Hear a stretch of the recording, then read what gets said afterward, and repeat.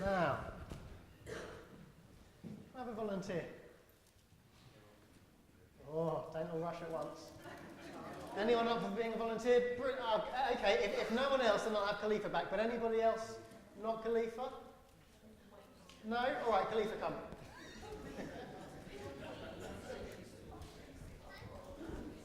Now.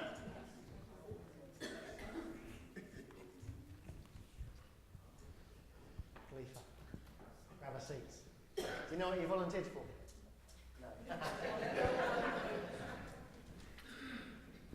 Now then.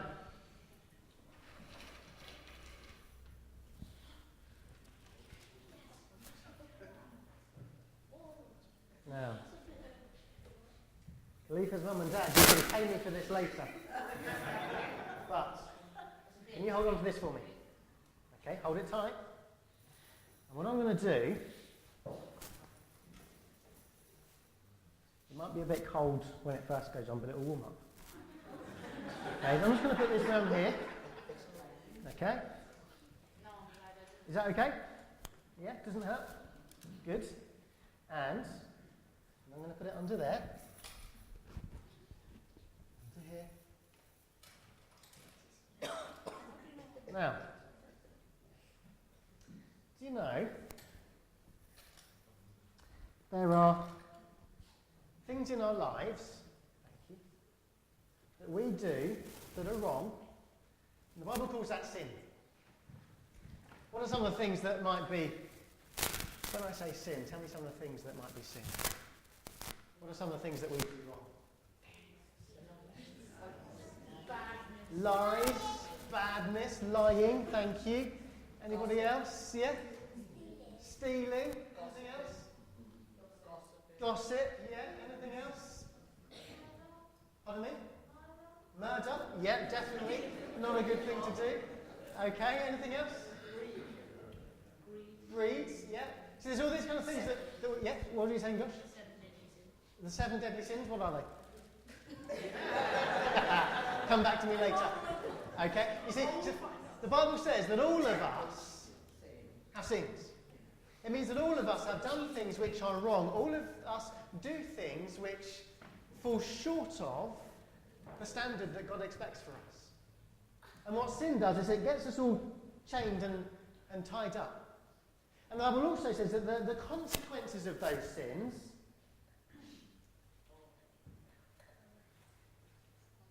anything else we can tie it to? There we go. The consequences of those sins are death. So for as long as we have sin in our lives, there is nothing that we can do. There is nothing that we can do to get free. Khalifa, can you go and sit back down? Right. Shall we just carry on with our service? Yeah? Okay. Now, can I have another volunteer? I'd never signed up for this. Amelia, come.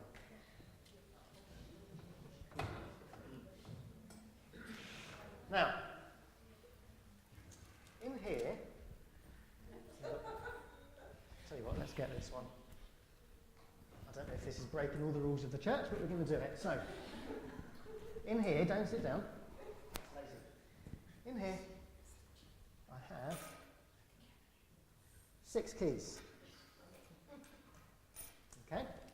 One of these 6 keys will open that lock to set Khalifa free. Now, your job is to find the key and unlock Khalifa. Because there's different things that each of us do to try and get ourselves free from sin. To try and set ourselves free from the consequences of our sin. Some of the things that we try to do is we try and get free of sin simply by being a good person. So, Emilio, take a key and see if you can unlock Khalifa simply by being a good person.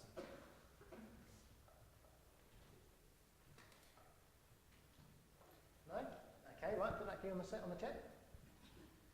So, I'm hoping this goes right. Being good isn't enough to be free from sin. How about the Ten Commandments? Who can tell me some of the Ten Commandments? Tyler. Don't steal. Anyone else? Josh? Any of the Ten Commandments that you can tell me? Yeah, honour your parents. Now it's Mother's Day. Who made their parents' breakfast? Just Tyler. Okay. Any of the other Ten Commandments you can tell me?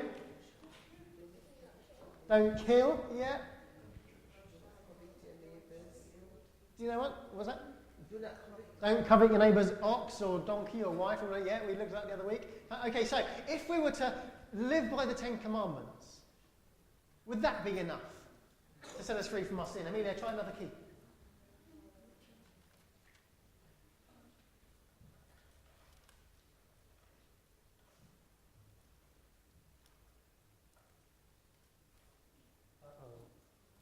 No? That doesn't work either. See, the Ten Commandments are helpful. They help us to be good, and they help to stop us doing wrong things, but they don't take away the wrong things that we've done already. What about religion? Religion's got to be a good thing, surely. There you go. Try another one. Okay, if we've got religion in our lives, let's see if this can set Khalifa up. Oh. This is bad. So being good doesn't help us. Following all the rules doesn't help us. Religion doesn't help us because, there are all kinds of religions, Christianity, Buddhism, Islam, and you can call yourself whatever you like. If you can call yourself a hamburger, but it doesn't put you on the counter of McDonald's. Naming yourself a religion doesn't get you out of sin. What about believing in God? Well, believing in God, right? Okay, Amelia, try the believing in God key.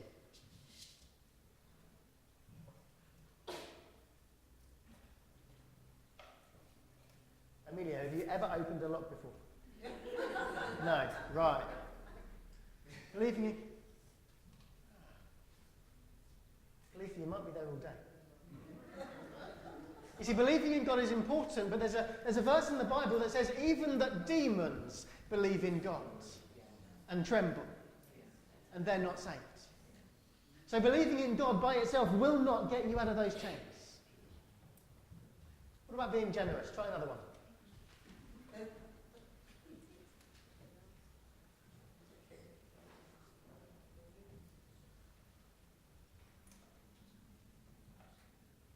That's not working either. You see, being generous and being ready to buy things and give things away, it might make you lots of friends, but it won't earn you forgiveness. Is there anything that might work? Is there anything that might help Khalifa get out of her chains? What? Somebody said believing in Jesus. Okay, try believing in Jesus. This is the last key. If this doesn't work, you're there for months. Well, hey! Right. Open the lock and lever there.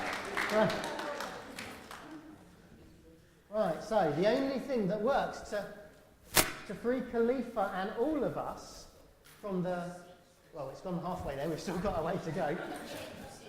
From the chains of sin, thank you, Josh. The only thing that can set us free from the chains that bind us and hold us down is by believing in Jesus.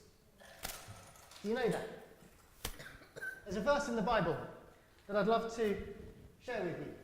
Let's read it together. If you declare with your mouth that Jesus is Lord and believe in your heart that God raised him from the dead, you will be saved. Amen?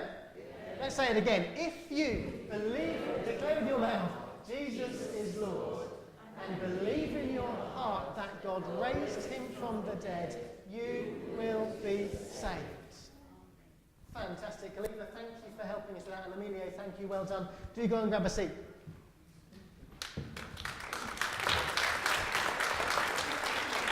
Can you try and remember that this week? Julia, through the screen. Okay. Let's try that once more. If you declare with your mouth that, and if you believe in your, that what? Then what will happen? Fantastic. Good to hear. Keep that in mind this week. I will give you a prize if you can remember that word, that verse next week. How's that for a deal? Yeah? Okay. Children, time for you to leave us. Have a lovely time in Sunday school.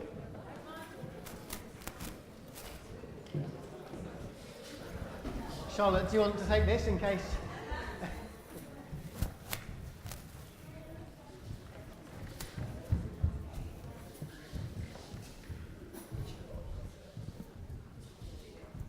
Have a lovely time.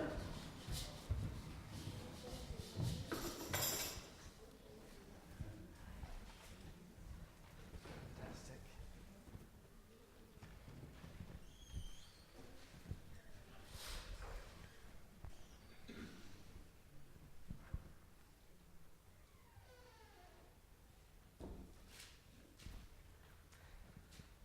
It's been quite a difficult week. We were due today to finish our series that we've been in prayer. Today was due to be the last of the 4 weeks in prayer, and we were due to be looking at the principles of prayer, and I was a good halfway through preparing that and looking forward to it. And then Wednesday happens.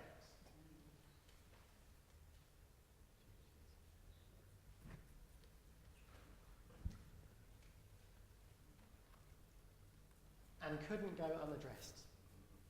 And so forgive me for postponing the principles of prayer. I've been really looking forward to it, and it's one that as a church we need, and so we will come back to the principles of prayer after Easter.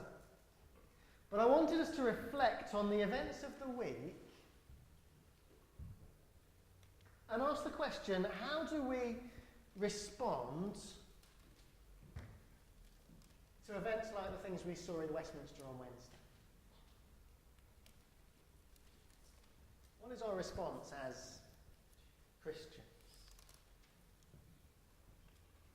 I'd love to encourage us to begin simply by taking ownership of our city. To say, you know what, this city, London, this is home. It seems strange. Can we begin by affirming that this city is our home? Turn the clock back, 597 BC. I was going to say cast your minds back. That would be difficult for most of us. Turn the clock back, 597 BC. Nebuchadnezzar, who was king of Babylon, attacked Jerusalem.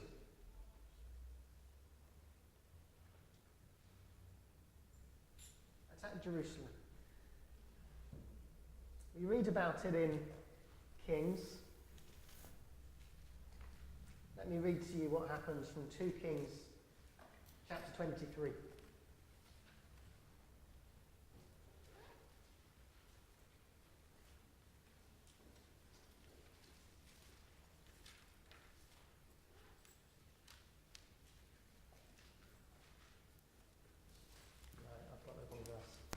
Anyway, Nebuchadnezzar attacked Jerusalem and laid siege to the city, attacked Jerusalem, and took away not just all the treasure and all the stuff and all the treasure that was in the city, but the majority of the people as well. It said that all of the leaders, all of the kings and the princes, all of the priests and the people of authority, almost everybody was taken by Nebuchadnezzar and his troops into exile, into Babylon. The passage says, I've written down the wrong one, so I can't read it to you, but it specifically says that the only people that were left in Jerusalem were the very few, and it says it was the poorest of the poor that were left. Almost everybody else was attacked and taken into siege by Nebuchadnezzar 597 BC. Imagine the emotions and the feelings of being attacked. The of things not going as you would have wanted them to, or hoped them to, or expected them to.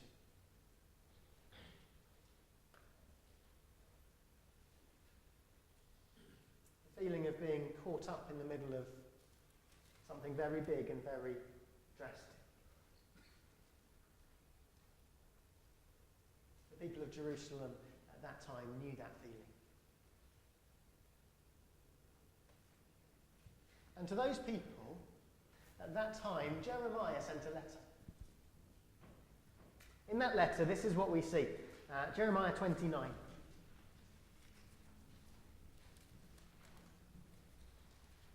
Jeremiah 29.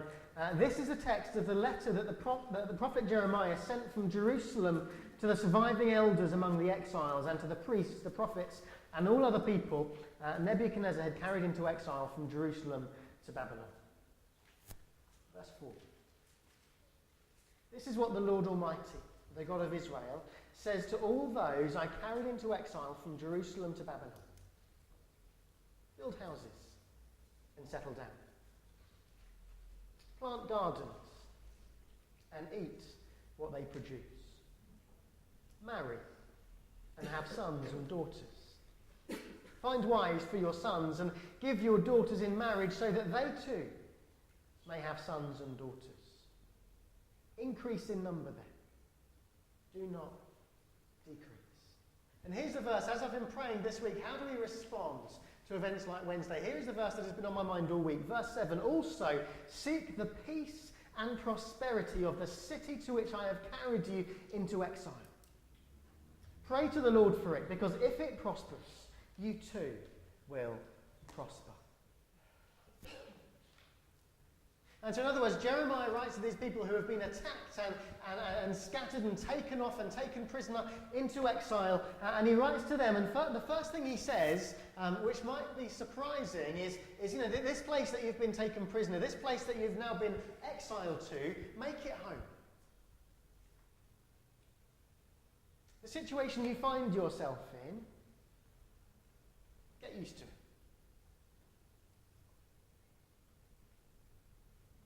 Why? Can I suggest that by making that situation their home, the people cared more about it? They cared more about it. Verse 7, seek the peace and prosperity of the city to which I have carried you. You see, there's a sense there in which they'd been placed, as difficult as their situation was, as messy as it was, as painful as it was, there is a sense from this letter that they had been placed there by God. Can I remind us that whatever our circumstances, however you came to be here in this lovely city of London, whether you were born here, whether you moved here recently or years ago, however you came to be here, it is no accident. However you came to be where you are now, know that you have been placed here by God. And in placing you here, whether through birth, whether through circumstance, by placing you here, God has a purpose for you here. In the aftermath of Wednesday, can I suggest that perhaps part of that purpose, as we see in verse 7, is to seek the peace of this city?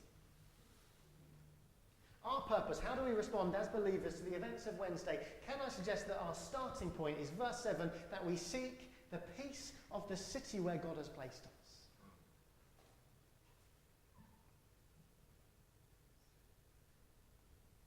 So that doing that, seeking the peace of this city where God has placed us, it depends on us recognizing, firstly, that God has placed us here for his purpose. Secondly, seeking the peace of this city where God has placed us, it depends on us seeing London as our home and taking a degree of responsibility for it. And thirdly, seeking the peace of this city in which God has placed us is about more than simply seeking an absence of violence.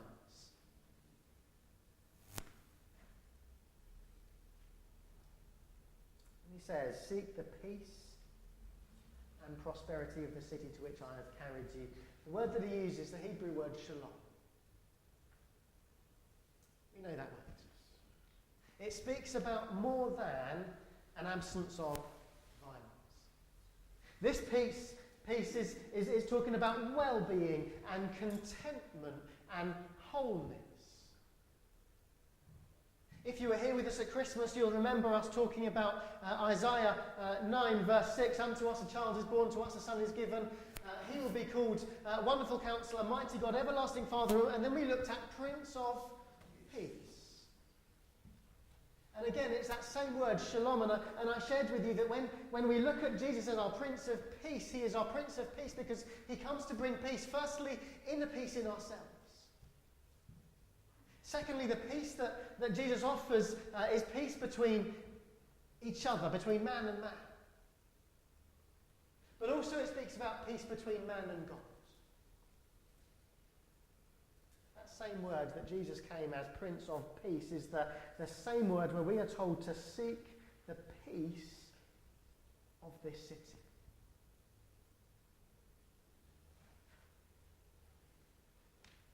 How do we do that? How do we seek the peace of our city? There's three things that stick out that have been on my mind this week that I'd love to share with you as we reflect on seeking the peace of our city. The first way that we can seek peace is simply to pray for peace. Pray for peace. Verse 7, seek the peace and prosperity of the city to which I have carried you into exile. Pray to the Lord for it, because if it prospers, you too will prosper. Paul tells us in 1 Thessalonians chapter 5, pray without ceasing. 1 Thessalonians 5 verse 17, pray without ceasing. He goes on in verse 18, for this is God's will for you in Christ Jesus. Pray without ceasing. Remember last week or the week before, can't remember which one, we reflected on how prayer is all that we have and it's all that we need. Remember that one? Prayer is all we have and it's all we need. We also heard these words, you'll remember them from 2 Chronicles chapter 7. This is God's promise. If my people, who are called by my name, will humble themselves and pray and seek my face and turn from their wicked ways, then I will hear them from heaven and will forgive their sin and will heal their land. If my people who are called by my name will pray, I will hear them, I will forgive them, I will heal their lands. Friends, how our land desperately needs healing. And you know what? Hebrews reminds us that God is the same yesterday, today, and forever. And so if his promise to Solomon all those thousands of years ago was, if you pray, then I will hear you and forgive you and heal your land, then guess what? His promise to us today is exactly the same. If my people who are called by my name will humble themselves and pray, I will hear them, I will forgive them, I will heal their lands. Friends, just imagine what it would look like if we committed to pray regularly for the peace of our city. Not just peace, the absence of violence. What would it look like if we as the people of God committed to pray regularly for our city, that every person that lives here in London would find peace within themselves? What would it look like if we committed to pray regularly that there would be peace between man and man in our city, that there wouldn't be violence? But also, what would it look like if we committed to pray regularly that in this city here in London, that every single person would find peace with God? That is our call, to pray for the peace of this city. Are you with me? No? Okay. We pray for the peace of the city, trust me. Having prayed for the peace of the city, Psalm 34, verse 14 tells us this.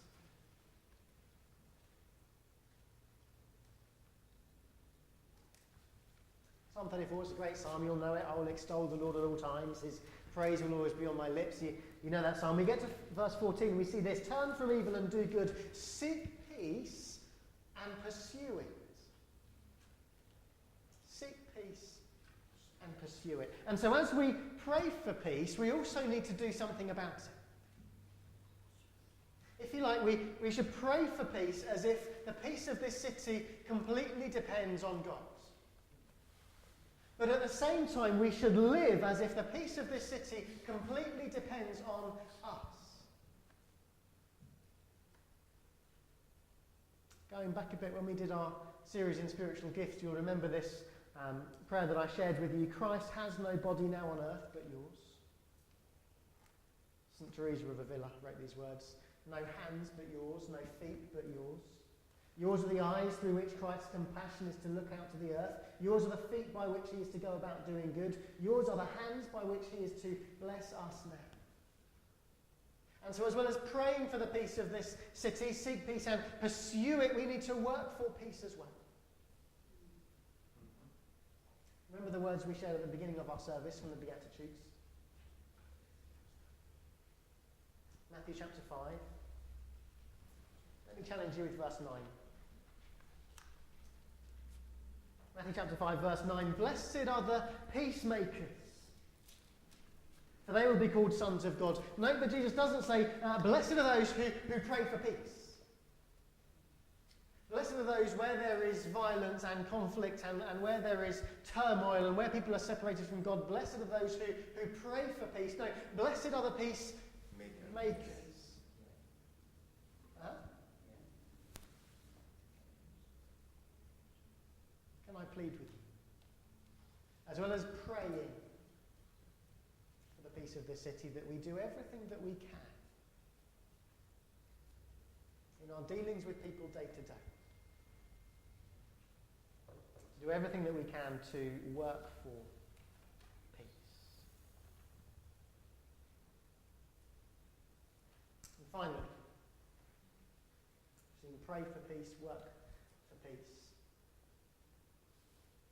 I'd love to encourage you to know peace.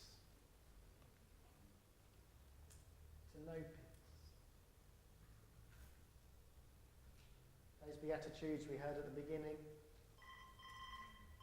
Verse 4 says, not yet. Verse 4 says, blessed are those who mourn, for they will be comforted.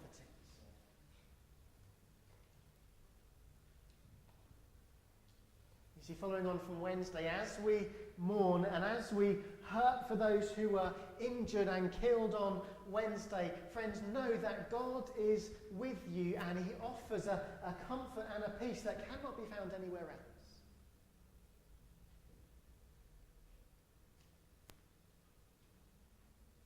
But you know, events like Wednesday, they also stir up deeper emotions.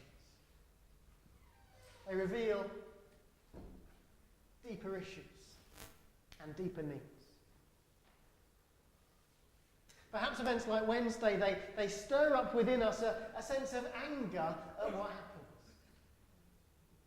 Perhaps events like Wednesday, they stir up within us a sense of fear or uncertainty when we look to the future. What kind of world are we living in? Perhaps events like Wednesday, they make us realise just how fragile life is. They make us ask all kinds of questions.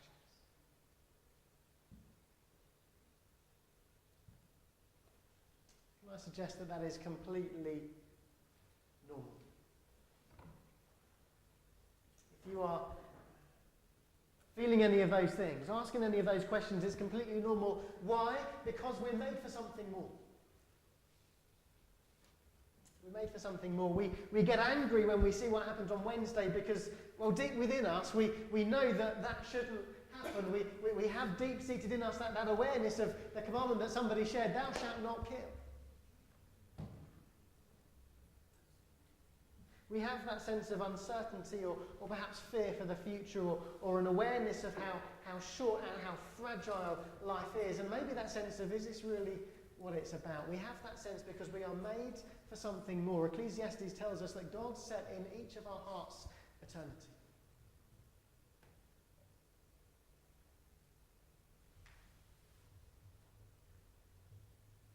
I'd love to give you an opportunity this morning, maybe if you've even never done it before, to reflect on that something more that there is. Isaiah 26 gives us these words.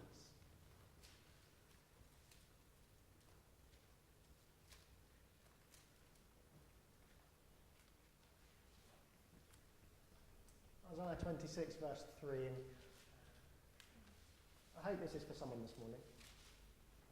Isaiah 26 verse 3, you will keep in perfect peace him whose mind is steadfast, because he trusts in you. Verse 4, trust in the Lord forever. For the Lord is the rock eternal. Friends, as you face uncertain and testing times that perhaps make us angry at injustice, times that make us fear for the future, or times that make us question what life is really about, can I put to you those words? God's promise to keep in perfect peace. And again, it's that same word. Peace within ourselves. Peace with each other. Peace with God. Wholeness and contentment. God gives that peace to those, it says, whose mind is steadfast because he trusts in you. Friends, I'd love to give you an opportunity this morning, perhaps for the first time, perhaps for the 100th time, to place or to replace your trust in God.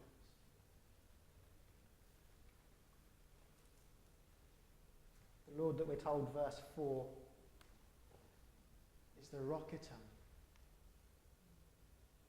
When everything else is shifting and changing and messy, we know that our God is firm and steadfast and unchanging and dependable and faithful. Can I plead with you this morning to put your trust not just in him like we saw with the lock, but in Jesus? Is he the source of peace for our lives and for this city? Is Jesus.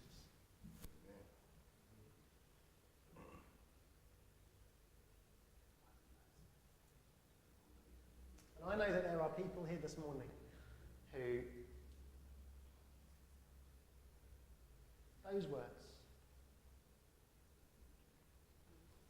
you will keep in perfect peace him whose mind is steadfast because he trusts in you. I don't know who it is, but I know that there is someone. And if hearing those words you get that kind of quiver in the liver, those words are for you. I'm going to pray. And if you would this morning place or replace your trust in Jesus, simply echo the prayer that I pray silently in your heart. But do see me afterwards. I'd love to speak with you. I'd love to give you something. But as we reflect on Wednesday, let's remember